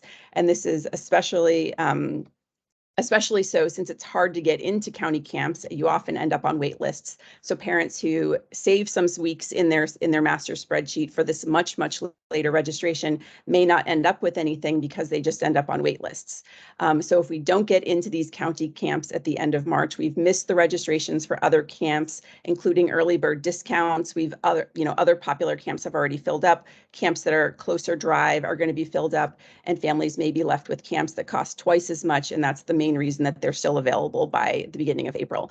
So I had 3 questions that I hope commissioners can ask of county staff. 1, what is the rationale for this new registration process being so much later and separated over 2 periods versus keeping it in February and using the new waiting room feature that's been introduced for other parks registration programs? A second question, what is the gap between the supply or capacity of Arlington summer camps versus the demand? And third question, what would need to be done to increase the supply or capacity to fill that gap, since childcare is such an urgent need in the community, as we all learned during the pandemic, like parents need childcare and we don't have childcare over the summer unless we sign up for all of these camps. And finally, I also want to say that I very much appreciate the county offering earlier registration to families eligible for fee reductions and kids with disabilities.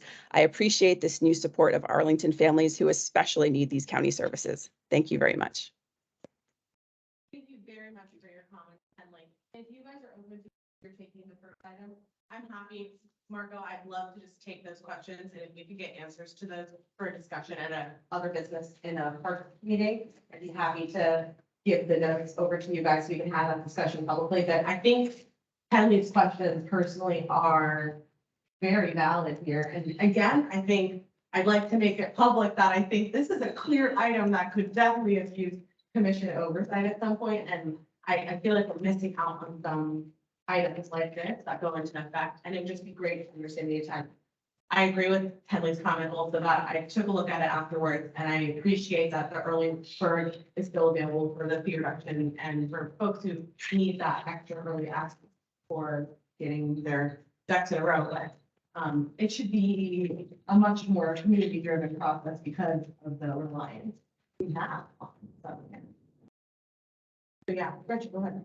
So after the last summer's crash and everything, there was a survey that went around from, Parks and Rec that had questions, although you could kind of see that like maybe the solutions were already in mind when they created the survey. But one of the questions was what a 2-part registration process. Essentially sports camps and one and all the other camps. Because gymnastics, if you're online for gymnastics, I mean, nobody else can get online to do any other thing. So the 2-part registration was to kind of solve, the technical problems of everybody trying to do all at the same time. So thinking that they're kind of 2 different constituencies. But I think that the question is breaking it up by camp, genre, the best, way to do it? Is it by age group? Is it by other elements that would maybe make it? Well, parents going by age group because you have, yeah, multiple kids of the age. Yeah, something for us to talk about. I'd love to hear the intent behind the pages as well and see how that metadata was contributing to. Did the survey actually say that two groups are actually better? I'd love to get that. Well, it was asking how could we solve. And would this help solve for the search. So I'd like to see that for in person. Yeah. Why do you just let it crash? I don't know. I'm sorry. It was just crashed during registration. It was also pretty cumbersome. I wasn't having been registering anybody lately, but Arlington Soccer does have some camps and I think I went in to look and I was like, this is impossible to find what I'm even looking for. So You have to be savvy. Like I had a system, I got into the camp I wanted, but I had system. Yeah. And I had to have my, so I had my atomic clock going. Oh my God. And you're an employee too, so you have like a leg up here and that. But I had my atomic clock going. I had multiple tabs with the click and roll, and I had my numbers in all of my multiple tabs. And I had my, so when the atomic. Sell this on YouTube. Yeah. I told everybody. I saw your strategy. All the time. Because now I have the way. You had to go with you? Yeah. I do think it's more fair. Okay, interesting. All right. Why is it? 5 weeks earlier though, or 5 weeks later, that's. Yeah, later than that. All right, so let's maybe add this, we can add this even to our March agenda if we can get comments fast. Here's the March agendas like. So we have other topics too. Okay, thank you very much for joining us, Henley, much appreciated. Sorry, any other comments on summer camps? I don't want to look if there's anything else. I also wanted to acknowledge if there were any comments by commissioners online regarding this particular topic.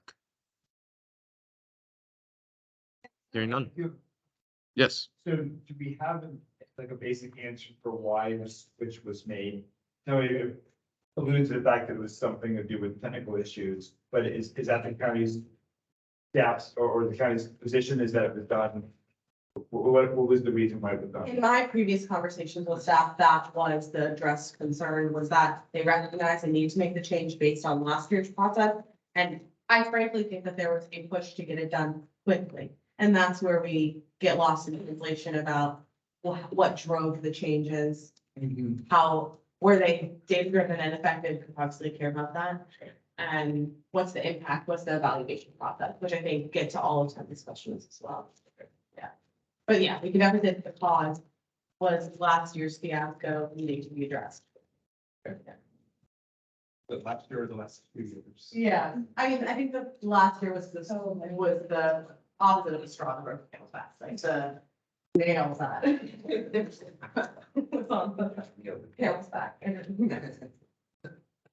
Okay, cool, all right.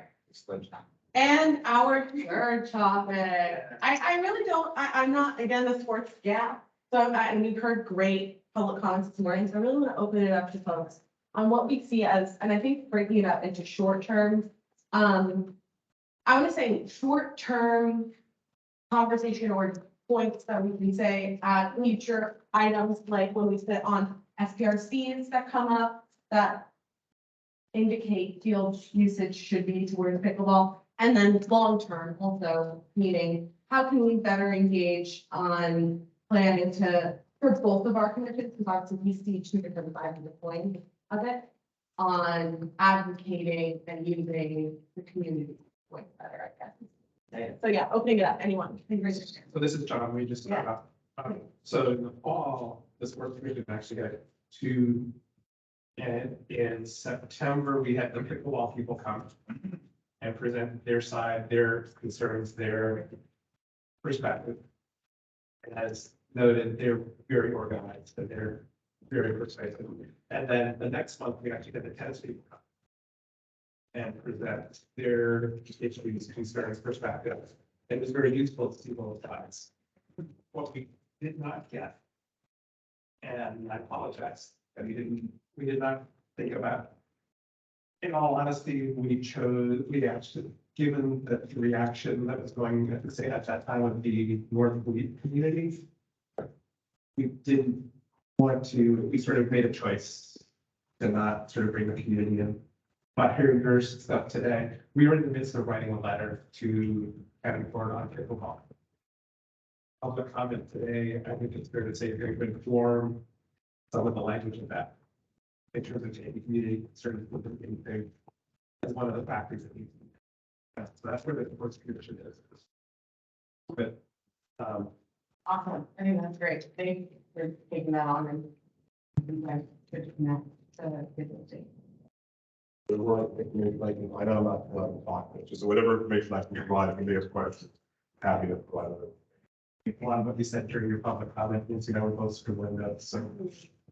Anyone else want to add to that? Because I think this is a great forum to bring in points to add. Yeah, so you mentioned Vienna, had recently, I just quickly looked it up as they were speaking, that they, a couple weeks ago, did change their hours and did certain days, certain times. And then also sent a survey to the pickleball players themselves asking, do these times work for you guys or no? I'm curious to see, we only have a couple weeks of that, it's not only inclusive, to see what effect there. If you can explore from them first before we make it. Can we make a request in that same letter to ask for data sharing with Vienna? They should be able, Zach should be able to do that. Yeah. I'm wondering why the lights aren't, or the lights not going off and you still have to call the rover to come turn the lights off, like, aren't the lights, automatic? I can't remember if they're, you can activate them at the courts or not. Okay. So when something is gonna be rebuilt, you can hopefully even have better lights set up so that it's not. I mean, I'll tell you, it's not in the system that we can, Moscow system that we can, a rover can access or the county staff or like stuff. So. Okay. Was there should be a timer? Yeah, is there, if it's possible, again, another point we can make is, can we set time limits on that? But like, can it be turned off at 10 p.m.? Or at 9:30 to indicate that that's your last game, it's the last button. Okay.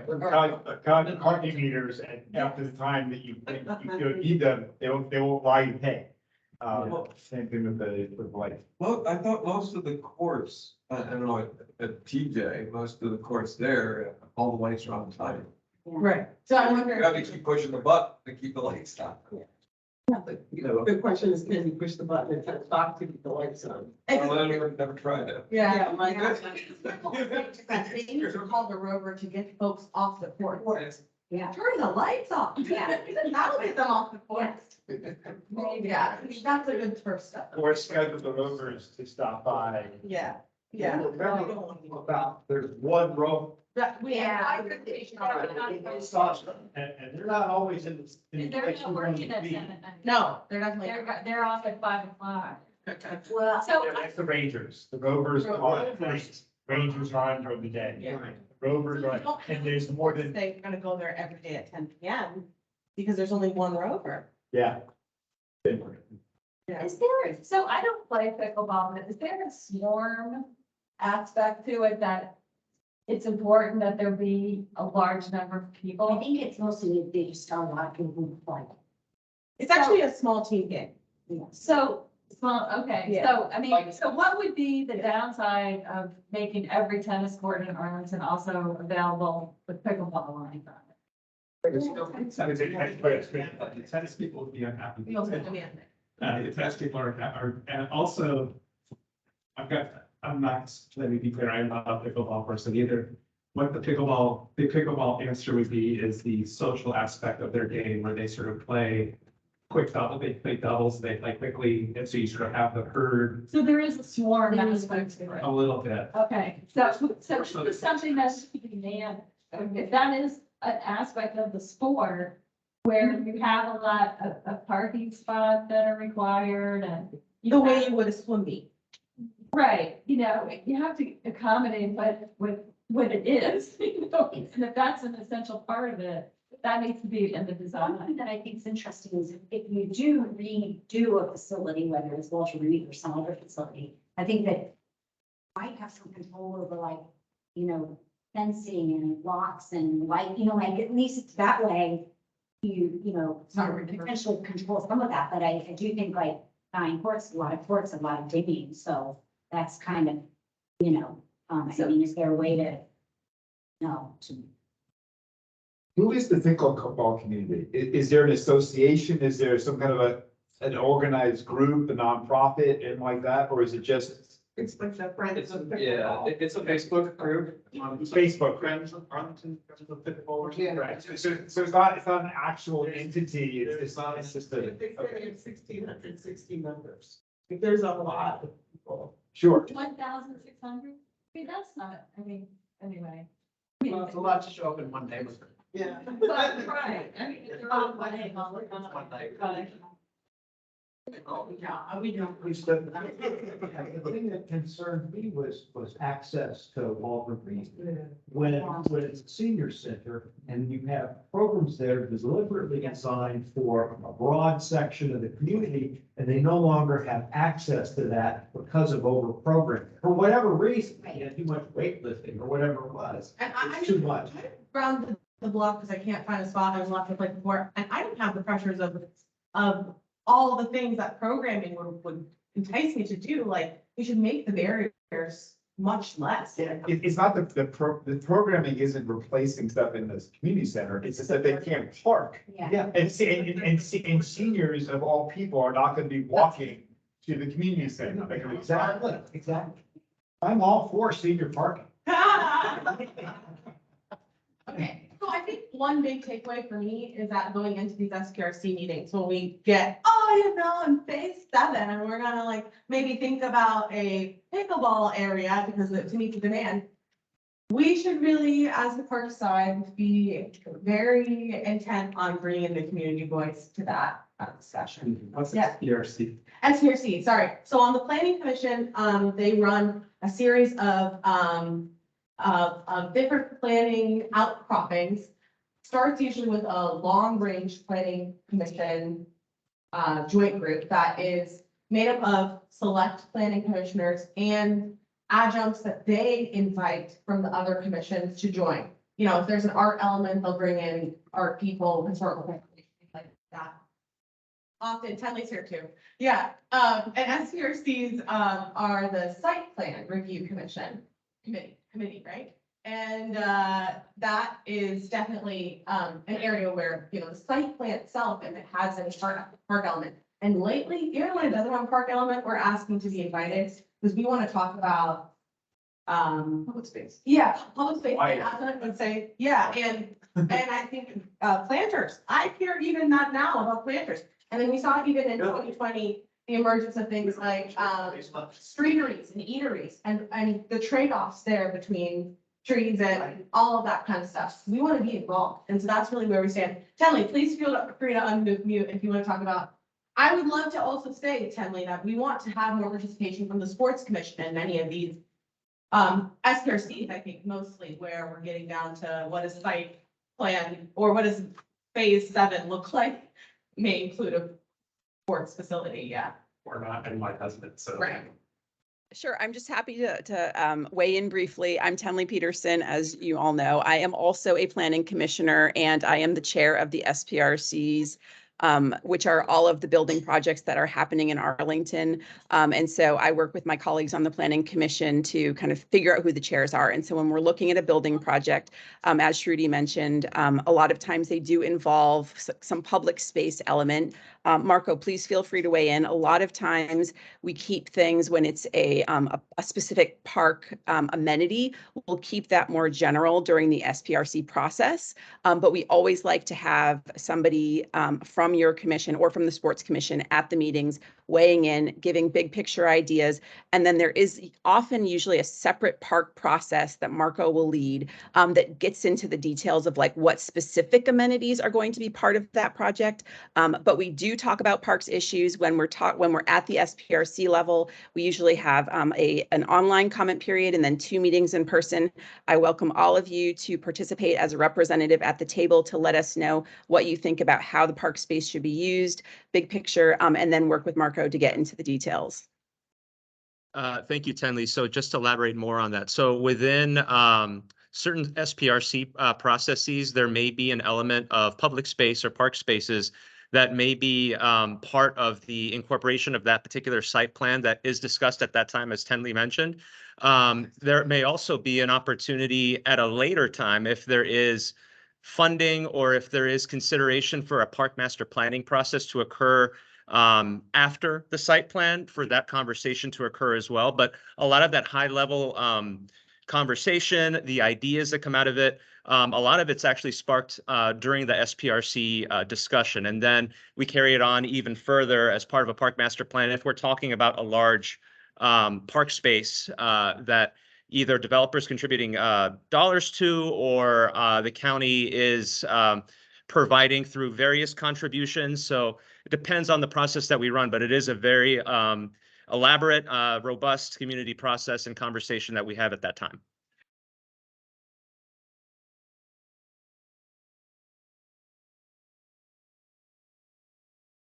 Like, is it gonna be deciding what the plans look like or is it designing a new parks pretty early on? And so I can do better to refer when I think that a SPRC especially would be useful to have a member on. Specifically, what they're talking about, to me, what it's down to is at these SPRCs, we set things like design guidelines and we go through all the sections, meaning like we have a section to talk, section to talk about transportation. And all of our commissioners have been on, many of our commissioners have been on these. So, you know, we talk through all these elements. And so there may only be like half an hour of one of the 6 meetings that is for us to talk about, but that is our place before the applicant has given us a design and before, you know, things are locked in stone by that dynamic of staff and applicant for us to say, and if you're saying that you want to have a blank field in this area in 5 years, it better not be pickleball, right? That's our time to say. Right. And I think we need to get involved, so Yeah. if through you and Marco. And Jill, we are very well connected on it, so we will do our best to bring you in more. I think that's inappropriate. Yes, I would agree. Okay, and yeah, that's our real effort on short term, I think, and long term. Short term to me being, by the time it gets to SPRC, that's short term.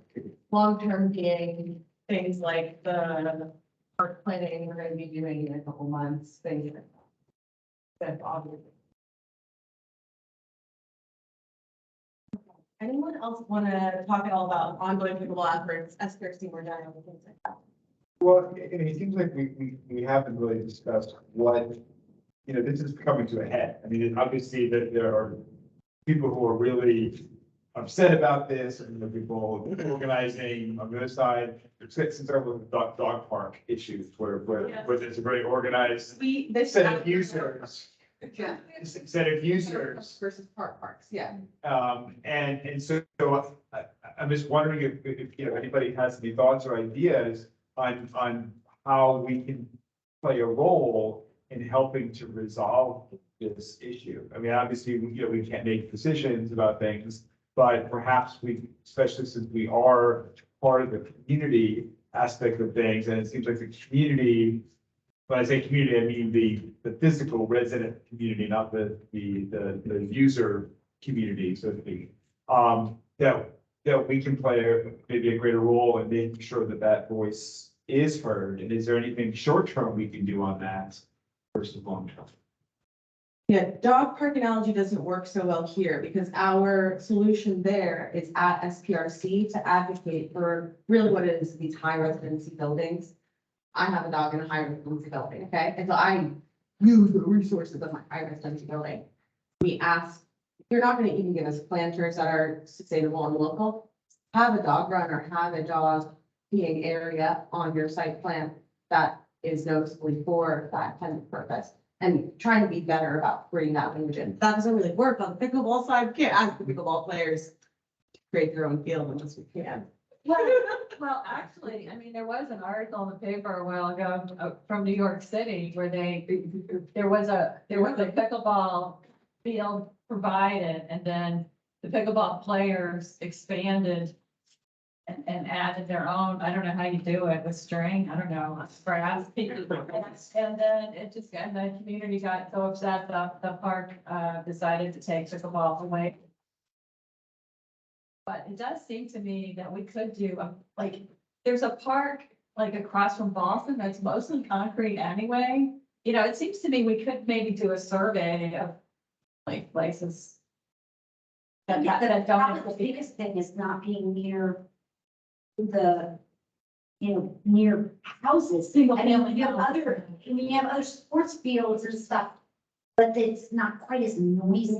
It's, It's a buffer, it's soccer. Yeah, and I'd love to see like creative placement, like the way isn't there like that disc golf, whatever, near Volston Mall, for example, like one disc golf place?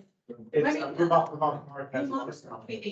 And like, that's, I think, more creative placement, for like that one-off movie that you would. They don't make very much noise. They don't. I know some apartment buildings had, a former one had a racquetball court in the gym basement area. I don't know if that helps suppress noise for the residents who like pickleball, like suggesting SBRCs, what is your gym space going to have if it has a court of some sort? Could it be? And that might be a reason to get you guys on more SPRCs dealing with apartment buildings too. Yeah, that's a good idea. Do you guys like that idea? Yeah, they're kidding. I'm not thinking about that at all, I'm thinking about how are you gonna serve your communities, your new communities. Are there facilities? Right, and that, you're thinking about from the facility side, so, okay, let's consider that, yeah. Okay, yeah. I think Howard would say. Oh. 2 points of clarification. So Walter Reed is on our must-go system. I've never used it. That's why I don't see it. It's scheduled from 4 to 10 currently. For example, tonight. So it is, we do have the option like a rover can, either from their phone or call must-go and tell them to turn it off. But right now it's scheduled till 10. And typically on a nightly basis, especially weeknights, we have 2 rovers. Unless there's just a scheduling thing or staff members sick. Please feel free to, I mean, the timing seems to be on, so feel free to let us know if there's violations that are not being met there, because it does seem like lights are off. Okay, I have to go back and check. I mean, actually, because Jack, if you could ask her, she's on, she called the rover almost every night. Jack, are you there still? But is it also still, can you manually turn it on, you know? Those lights on. So even though it's on the bus system, you can still manually turn it off, which would. Excuse me, this is Jacqueline. I'm the one that lives across the street. I'm also a pickleball player, by the way, so I can address a lot of the questions that you guys have mentioned earlier. But regarding the lights, they come on at dusk, and as long as you keep pushing the button, they will keep going they go on for 15 minutes, but they shut off at 10. So, but I can tell you that people will park in the parking lot and shine their headlights and play in the dark. Thank you, Jackie. Thank you, Jackie, for that detail. Guys, I think that needs to be out of the letter. That they were doing. These violators are malicious, I would say, in your letter. So I have a couple of ideas.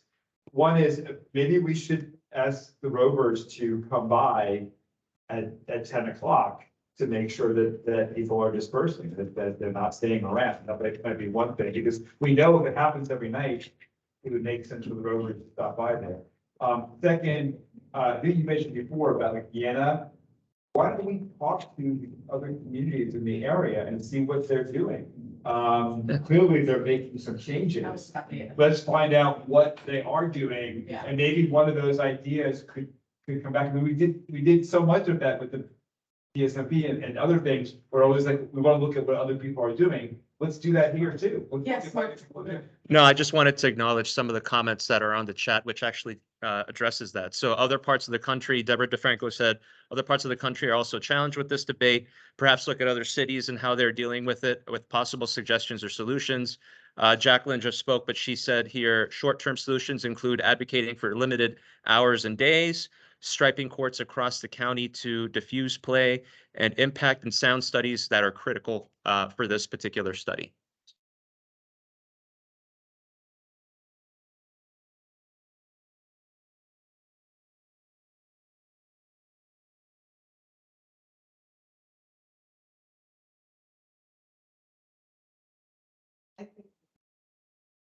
pickleball community.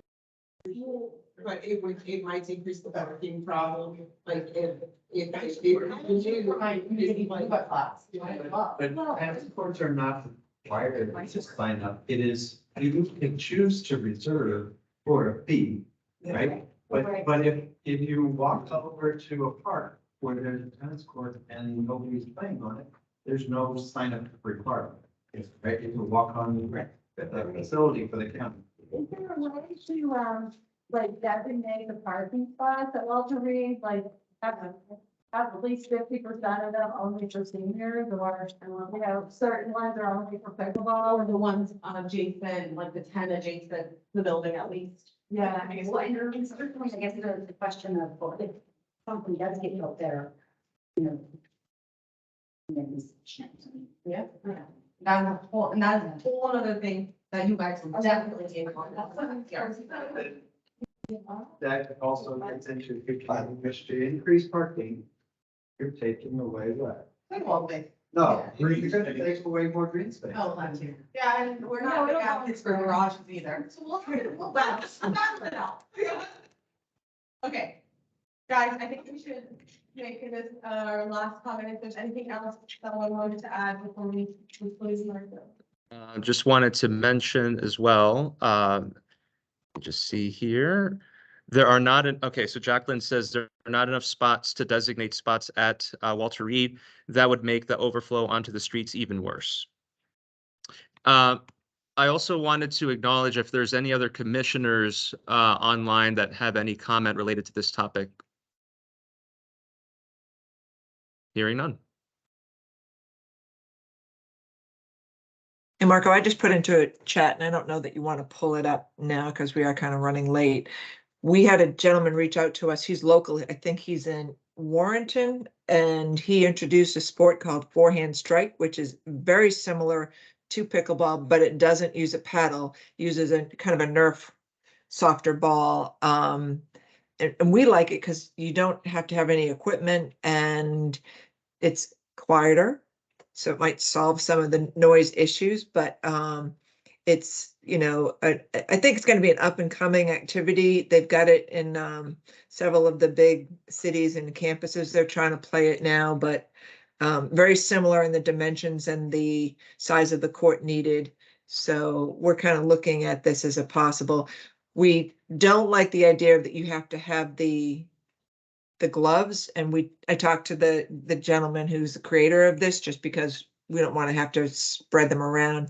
The gloves just give an added ability to add better spin and control of your shots, but it's similar to handball, but it's with a larger ball, and like I said, the court dimensions are the same, so it's pretty cool.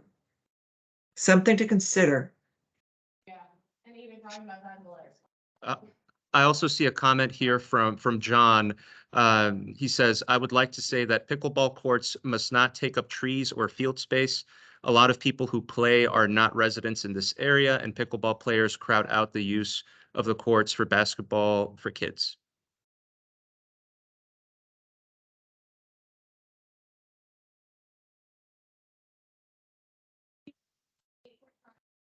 Let's continue to talk in the parking lot. Let's go out onto the street.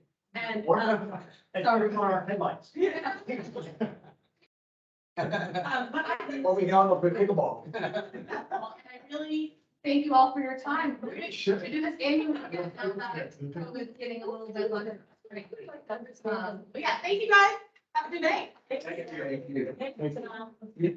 And thank you everyone online for joining in, and we apologize for the technical difficulties from earlier. Thank you.